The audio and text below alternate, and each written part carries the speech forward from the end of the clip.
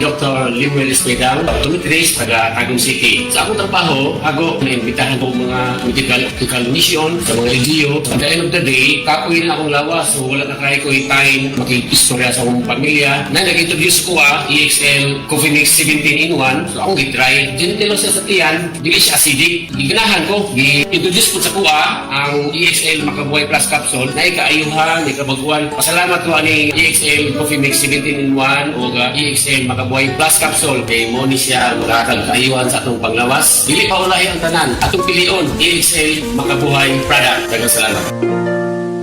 May buhay sa makabuhay! Vino Kulafu, kuldisyon sa naay ambisyon. Drink responsibly. Unsa ang ambisyon nimo? Ako?